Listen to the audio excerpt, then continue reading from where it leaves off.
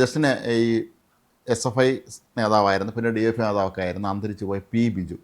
നമ്മുടെ വലിയൊരു സുഹൃത്തായിരുന്നു പുള്ളി.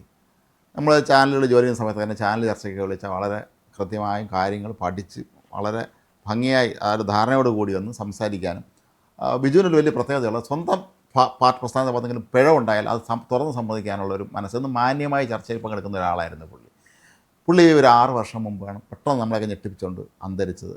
അദ്ദേഹം ഹോസ്പിറ്റലിൽ സാക്ഷിയൊന്നുമല്ല, അദ്ദേഹം സുഖമില്ലാതെ ആയി, കോവിഡ് ആയിരുന്നു തോന്നുന്നു. അന്ന് അദ്ദേഹം പെട്ടെന്ന് നമ്മളെല്ലാം വിട്ടുപോവുകയായിരുന്നു. പക്ഷേ ഇപ്പോൾ വലിയൊരു വാർത്തയാകുന്നത് ബിജുവിൻ്റെ പേരിൽ ഒരു ഒരു ഫണ്ട് സമാഹരിക്കാനും അതിൻ്റെ ഭാഗമായി തിരുവനന്തപുരം മെഡിക്കൽ കോളേജിൽ ഒരു കൂട്ടിരിപ്പ് കേന്ദ്രം ഉണ്ടാക്കാനും ആംബുലൻസ് വാങ്ങാനും ഒക്കെ DFI തീരുമാനിക്കുക, അതിൻ്റെ പിരിവ് ആരംഭിക്കുകയും ചെയ്തിരുന്നു. പക്ഷേ ഇപ്പോഴും അത് എങ്ങും എത്തിയിട്ടില്ല. റെഡ് കെയർ എന്നോ മറ്റോ ആയിരുന്നു അതിന് അവരിട്ടിരുന്ന പേര്. എങ്ങും എത്തിയില്ല. കഴിഞ്ഞ ദിവസം നടന്ന തിരുവനന്തപുരം DYFI ജില്ലാ സമ്മേളനത്തിൽ ഇത് സംബന്ധിച്ച് വ്യാപകമായ വിമർശനം ഉയരുകയും പാർട്ടി ജില്ലാ നേതൃത്വം അതിൻ്റെ കുറ്റം ഏറ്റെടുക്കുകയും ചെയ്തു. ഇത് മാത്രം നമ്മളൊരു ഒറ്റപ്പെട്ട സംഭവമായിട്ട് കാണരുത്. കാരണം CPM സംബന്ധിച്ച് അല്ലെങ്കിൽ DYFI സംബന്ധിച്ച് അവരുന്നയിക്കുന്ന ഒരു വാദം എന്ന് പറയുന്നത് ഫണ്ട് പിരിക്കുന്നത് പിന്നെ മുക്കുന്ന ഒരു പരിപാടി കോൺഗ്രസിനാണുള്ളത്. കോൺഗ്രസ് പിരിക്കുന്ന ഫണ്ടെല്ലാം അവർ വെട്ടിപ്പ് നടത്തുകയാണ്. പണ്ട് മുതലേ ഉള്ള കോൺഗ്രസിൻ്റെ ഒരു പേരുദോഷമാണ്. വലിയ വലിയ നേതാക്കന്മാരെ പേരിൽ സ്മാരകം ഉണ്ടാക്കാൻ വേണ്ടി പണപ്പിരിവ് നടത്തി പിന്നീട് സ്മാരകം ഒന്നും ആവാതാവുകയും ചെയ്യുന്നൊരവസ്ഥ. കൊല്ലത്ത് CM സ്റ്റീഫൻ്റെ സ്മാരകം നിർമ്മിക്കാൻ തീരുമാനിച്ചിട്ട് എത്രയോ വർഷം ഒന്നും ചെയ്തില്ല. അവസാനമായപ്പോൾ അത് ബിന്ദു കൃഷ്ണ DC പ്രസിഡന്റായിരുന്നപ്പോഴാണെന്ന് തോന്നുന്നു അവരത് എത്രയോ പതിറ്റാണ്ടുകൾക്ക് ശേഷം. അതായത് അതൊരു ആരോപണം മാത്രമല്ല, അതൊരു യാഥാർത്ഥ്യമായിരുന്നു. അപ്പോൾ ഈ അങ്ങനെ ആരോപണം CPM പറയുന്നത് ഞങ്ങൾക്ക് ബാധകമല്ല, ഞങ്ങൾ ഫണ്ട് പിരിച്ചാൽ ഞങ്ങൾ ചെയ്തിരിക്കുമെന്നാണ് അവർ പറയുന്നത്. അപ്പോൾ അങ്ങനെയുള്ള ഒരു പാർട്ടിയാണ് ഇപ്പം അവരുടെ പേരിലാണ് ഇത്രയും വലിയൊരു തട്ടിപ്പിന്റെ വിവാദം എത്തി നിൽക്കുന്നത്. നമ്മൾ ഇത് മാത്രമല്ല, നമ്മൾ പിന്നിലേക്ക് നോക്കിക്കഴിഞ്ഞു കഴിഞ്ഞാൽ അഭിമന്യുവിന്റെ ഫണ്ട്, രക്തസാക്ഷി ഫണ്ട് തട്ടിപ്പ്, പയ്യന്നൂരിലെ വിവാദം, പയ്യന്നൂരിലെ TI മധുസൂദന്റെ പേരിൽ അതീവ ഗുരുതരമായ ആരോപണമാണ് കുഞ്ഞകൃഷ്ണൻ ഉന്നയിച്ചത്. എന്തായാലും യാദൃശ്യമായി കുഞ്ഞകൃഷ്ണൻ ഇതാണ് ഈ ആക്സിഡന്റൽ പ്രൈം മിനിസ്റ്റർ എന്നും മൻമോഹൻ സിംഗിനെ കുറിച്ച് പറയുന്നില്ല. ആക്സിഡന്റൽ MLA ആളാണ് കുഞ്ഞകൃഷ്ണൻ. ശരിക്കും ഈ ഫണ്ട് തട്ടിപ്പ്, ഈ രക്തസാക്ഷി ഫണ്ട് തട്ടിപ്പുമായി ബന്ധപ്പെട്ട് തൻ്റെ അഭിപ്രായ നിലപാടുമായി കുഞ്ഞകൃഷ്ണൻ രംഗത്തെത്തിയപ്പോൾ അദ്ദേഹം അവഹേളിക്കാനാണ് പാർട്ടി ശ്രമിച്ചത്. അത് അദ്ദേഹം പറഞ്ഞതിൽ പോയിന്റ് ഉണ്ട് എന്ന് ജനത്തിന് മനസ്സിലായതുകൊണ്ടാണ് ജനം അദ്ദേഹത്തെ MLA അദ്ദേഹം MLA ജീവിതത്തിൽ ഒരിക്കലും ആഗ്രഹിച്ചിരുന്ന ഒരാളാണെന്ന് നമ്മൾ കേട്ടില്ല. അങ്ങനെ ആരും പറഞ്ഞിട്ടില്ല. അദ്ദേഹം അധികാരമോഹിയാണെന്ന് CPM അല്ലാതെ ആരും പറഞ്ഞിട്ടില്ല. പക്ഷേ അദ്ദേഹത്തെ തിരഞ്ഞെടുത്ത ജനം. കാരണം ഇത് ആളുകളെ പൈസ പിരിച്ചുണ്ടാക്കുന്ന കാര്യങ്ങളാണ് ഇതൊക്കെ. നമുക്കറിയാം DYFI സംബന്ധിച്ചിടത്തോളം പണ്ട് അവരെല്ലാവരും അപ്രീഷിയേറ്റ് ചെയ്യുന്നൊരു കാര്യം ഈ ബക്കറ്റ് പിരിവൊക്കെയാണ്. പക്ഷേ അവർ അന്ന് ഇത്തരത്തിൽ പിരിവ് നടത്തുമ്പോൾ കൃത്യമായിട്ടും അവരത് ചെയ്തുകൊണ്ടിരിക്കുന്നു എന്ന് തന്നെയാണ് എല്ലാവരും വിശ്വസിച്ചിരുന്നത്. CPM സംബന്ധിച്ചിടത്തോളം അവരൊരു നേതാവ് മരിച്ച അല്ലെങ്കിൽ ഒരു രക്തസാക്ഷി ഉണ്ടായാൽ അയാളെ കുടുംബത്തെ അവർ സംരക്ഷിക്കുന്ന കാര്യത്തിൽ കേരളത്തെ മറ്റേത് രാഷ്ട്രീയ പാർട്ടികളും മുന്നിൽ നിൽക്കുന്നത് CPM തന്നെയായിരുന്നു. കുടുംബാംഗങ്ങൾക്ക് എന്തെങ്കിലും ദേശാഭിമാനികളും ജോലി കൊടുക്കുക, അവരെ ഏതെങ്കിലും സ്ഥാപനങ്ങളിൽ ജോലി കൊടുക്കുകയും അതുപോലെ അവർക്ക് ഫണ്ട് പിരിച്ച് അവരെ വീട്ടുകാരെ സഹായിക്കുകയും വീട് വെച്ച് കൊടുക്കുകയും ചെയ്യുന്ന രീതി ഉണ്ടായിരുന്നു. പക്ഷേ കാലം മാറിയപ്പോൾ ഇതെല്ലാം തകിടം മറിയുന്നു എന്നാണ് ഈ ബിജുവിൻ്റെ ഈ സംഭവത്തിലേക്ക്. ഭയങ്കര ദയനീയമാണിത്. ഇത് മാത്രമല്ല, നമ്മൾ അഭിമന്യുവിൻ്റേത് തന്നെ നമ്മൾ ഉദാഹരണമാക്കാം. അന്ന് അഭിമന്യുവിന് വീട് നിർമ്മിച്ചു കൊടുക്കാനായിട്ട് 3 കോടിയോളം കണ്ടാണ് ആകെ പിരിച്ച തുക. അതിൽ ആ വീടിന് അവർ എത്ര രൂപ ചെലവാക്കി? ഇത്രയോ ലക്ഷങ്ങൾ മാത്രമാണ്. ബാക്കി ഫണ്ട് എവിടെ പോയി? ബാക്കി പാർട്ടി എടുത്തു എന്നാണ്. അതുപോലെ തന്നെ ഈ പയ്യന്നൂർ വിവാദമാണല്ലോ CPM പിടിച്ചുലച്ച വിവാദമല്ലേ അത്. ധൻരാജ് പോലെയുള്ള അവിടുത്തെ ഏറ്റവും സജീവമായി പ്രവർത്തിക്കുന്ന ഒരു നേതാവിനെ കൊന്നു അയാളെ കുടുംബത്തിന് വേണ്ടി ഫണ്ട് പിരിച്ചിട്ട് ഈ TI മധുസൂദൻ്റെ നേതൃത്വത്തിൽ വലിയൊരു സംഘം ആളുകൾ ഇത് പൈസ കോടികൾ വെട്ടിച്ചുകൊണ്ട് പോയി എന്ന് കുഞ്ഞകൃഷ്ണനെ പോലെയുള്ള ഒരു ഇൻറ്റഗ്രിറ്റി ഉള്ള ഒരു നേതാവ് വെളിപ്പെടുത്തുമ്പോൾ അതിനെ സ്വീകരിക്കാനുള്ള ഇതുപോലും പാർട്ടി തയ്യാറായിരുന്നില്ല എന്നാണ് തള്ളിക്കളയായിരുന്നത്. കുഞ്ഞകൃഷ്ണ ചീത്ത വിളിക്കാരും തിരിച്ച്. ഇവിടെ ഇപ്പോൾ പ്രതിസ്ഥാനത്ത് DYFI ആണ്. ഇവിടെ DYFI ആണ് ഇപ്പോൾ തിരുവനന്തപുരത്ത് നിൽക്കുന്നത്. ഇതിപ്പോൾ ഇവർ പറയുന്ന ഇന്നലെ ജില്ലാ സമ്മേളനം തിരുവനന്തപുരത്ത് നടക്കുകയായിരുന്നു. അപ്പോൾ അവിടെ നേതാക്കന്മാർ കുറ്റസമ്മതം നടത്തിയെന്നാണ് ഞങ്ങളുടെ ഭാഗത്തായിട്ടുണ്ട്. പക്ഷേ അവിടെ വേറെ ഒരു ആരോപണം ഉയരുന്നുണ്ട്. ഇതിൻ്റെ ഭാഗമായിട്ട് ഒരു ആംബുലൻസ് വാങ്ങിക്കാൻ ഇവർ പദ്ധതി ഇട്ടിരുന്നു. അതിനുള്ള പണപ്പിരിവും ഏതാണ് നടത്തിയതെന്നാണ് പറയുന്നത്. പക്ഷേ അതൊന്നും തന്നെ ആ പണം തിരിമറി നടത്തിയതായി ആരോപണം നേരത്തെ പറഞ്ഞിരുന്നു എന്നാണ്. അപ്പോൾ ആംബുലൻസും വാങ്ങിയിട്ടില്ല. ശരിക്കും പറഞ്ഞാൽ ബിജുവിനെ നമുക്കറിയാം. ബിജുവിന് ഒരു കാലിനൊരു ബുദ്ധി പ്രശ്നമുള്ള ഒരാളായിരുന്നു അദ്ദേഹം. പക്ഷേ എന്നാൽ പോലും ബിജു ഓടി നടന്ന് എല്ലാ കാര്യങ്ങളും ചെയ്യുകയും ഒരു 100% പാർട്ടി യഥാർത്ഥ കമ്മ്യൂണിസ്റ്റുകാരനായിരുന്നു ബിജു.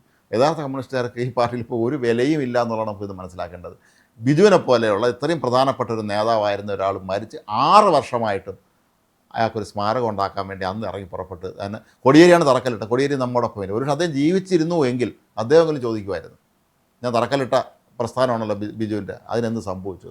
ഒരർത്ഥത്തിൽ ഒരു നീതികേടാണ് അദ്ദേഹത്തോട് കാണിക്കുന്നതെന്ന് പറയാം. കാരണം അത്രയും ആത്മാർത്ഥമായി പ്രവർത്തിച്ച ഒരു നേതാവിന് അല്ല, ഇതാണ് ഇപ്പോഴത്തെ അവസ്ഥ. ഇപ്പോഴത്തെ ആധുനികോത്തര കമ്മ്യൂണിസ്റ്റ് നേതാക്കന്മാരുടെ ഒരു രീതിയാണിത്. ഫണ്ട് പിരിക്കുക.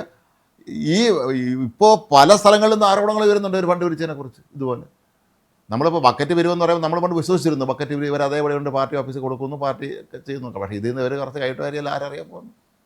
ഈ പിരിക്കാൻ പോകുന്ന ആളൊരു വിചാരിച്ച പോരെ. അങ്ങനെയൊക്കെ സംഭവിച്ചിട്ടുണ്ടായിരിക്കാം. പക്ഷേ ഇതൊക്കെ തന്നെ നമ്മുടെ നാട്ടിലെ കമ്മ്യൂണിസ്റ്റ് പ്രസ്ഥാനങ്ങൾക്ക് സംഭവിച്ച അപജയത്തിലേക്കാണ് സൂചിപ്പിക്കുന്നത്. നേരത്തെ ജസ്റ്റിൻ പറഞ്ഞതുപോലെ ഇതൊക്കെ കോൺഗ്രസ്സുകാരുടെ പണിയാണ് എന്ന് പണ്ട് ഇവർ പറഞ്ഞിരുന്നത്. ഇവർക്കും പണ്ട് ഇത് തന്നെയായിരുന്നു പണിയെന്ന് ഇപ്പം ജനങ്ങൾ മനസ്സിലാക്കി തുടങ്ങിയിരിക്കുന്നു. ഇതിനകത്ത് എന്തൊക്കെ പറഞ്ഞു കഴിഞ്ഞാലും ഇതിലൊരു തുക കൊടുക്കുക, നല്ല കമ്മ്യൂണിസ്റ്റുകാരെന്ന് നമ്മൾ പറയുന്ന ആളുകളൊക്കെ തന്നെയായിരിക്കും. അപ്പം സ്വാഭാവികമായും സാധാരണ രാഷ്ട്രീയമില്ലാത്തവരും സംഭാവന കൊടുക്കുമായിരിക്കാം. എങ്കിലും ഇത്തരം തട്ടിപ്പുകൾ വരുമ്പോഴത്തേക്കും മനസ്സ് വിഷമിക്കുന്നത് ഈ പറയുന്ന CPM നിലനിൽക്കണമെന്ന് ആഗ്രഹിക്കുന്ന കമ്മ്യൂണിസ്റ്റുകാരായിട്ടുള്ള ആളുകളായിരിക്കാം. അപ്പം ഒരുപക്ഷെ അവർ അങ്ങനെ ചിന്തിച്ചതിൻ്റെ അവർ മാറി ചിന്തിച്ചതിൻ്റെ ഒരു ഉദാഹരണമാണ് നമ്മൾ കണ്ണൂരിൽ കണ്ടത്.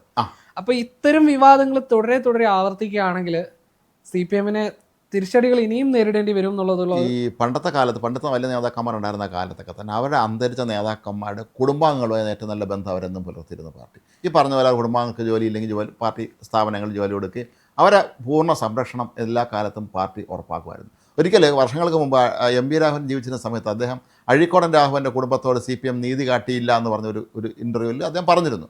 പക്ഷേ അഴീക്കോടൻ രാഘവൻ്റെ ഭാര്യ ടീച്ചർ, അവരെ ജാനി ടീച്ചർ, പേര് ഞാൻ പറഞ്ഞിരുന്ന ജാനി ടീച്ചറിനെ സംശയം, അവർ അധ്യാപികയായിരുന്നു. അവർ കൃത്യമായി മറുപടിയായി രംഗത്തെത്തിയിരുന്നു. അവർ പറഞ്ഞ് MB രാഘവൻ പറഞ്ഞ നുണയാണ്. പാർട്ടി ഞങ്ങളുടെ എല്ലാ വീടിൻ്റെ സംരക്ഷണം ഏറ്റെടുത്തിരുന്നു, നമുക്ക് എല്ലാ സഹായം ചെയ്തു തന്നിരുന്നു.